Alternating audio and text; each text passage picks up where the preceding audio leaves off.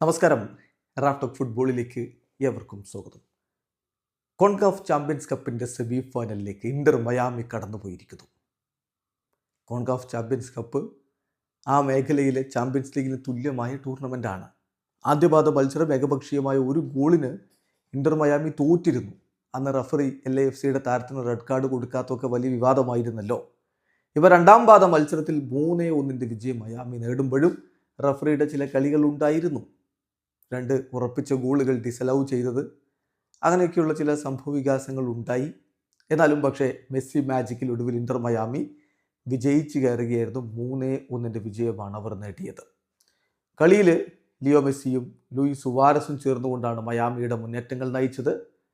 കളിയുടെ 9ാമത്തെ മിനിറ്റിൽ ലോങ്ങിലൂടെ LAFC ലീഡെടുത്തു. ലോസ് ഏഞ്ചലസ് FC ഇന്റർ മയാമിയെ പരാജയപ്പെടുത്തി മുന്നോട്ട് പോകുമെന്ന് തോന്നിച്ച ഘട്ടമായിരുന്നു അത്. പക്ഷേ ലിയോ മെസ്സി ഫ്രീ കിക്കിലൂടെ ഒരു പന്ത് വലയിലെത്തിച്ചു.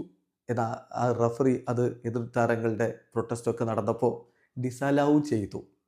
അതുകൊണ്ട് തീരുമോ? മെസ്സിയാണ് കളത്തിൽ.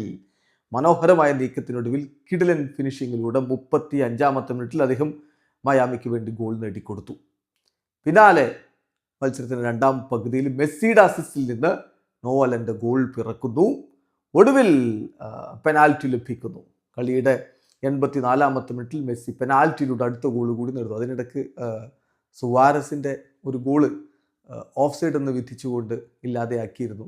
അതൊക്കെ എങ്ങനെ ഓഫ് സൈഡ് എന്നുള്ളതൊക്കെ ചോദ്യമാണ്. ഏതായാലും റഫറി ഒരു ഭാഗത്ത് നന്നായിട്ട് പരിശ്രമിച്ചിട്ടും കളി 3-1 വിജയം ഇന്റർ മയാമി നേടിയപ്പോൾ 2 ഗോളുകളും ഒരു അസിസ്റ്റുമായിട്ട് ലിയോ മെസ്സി പൊളിച്ചടുക്കിയിരിക്കുകയാണ്. മെസ്സി മാജിക്കിൽ മയാമി ഇതാ കോൺകാഫ് ചാമ്പ്യൻസ് കപ്പിൻ്റെ സെമി ഫൈനലിലേക്ക് കടന്നിരിക്കുന്നു. വീഡിയോ അവസാനിക്കുന്നു. ഫുട്ബോൾ ലോകത്തെ കൂടുതൽ വിശേഷങ്ങളുമായി റാഫ്റ്റോക്സ് വീണ്ടും എത്താം.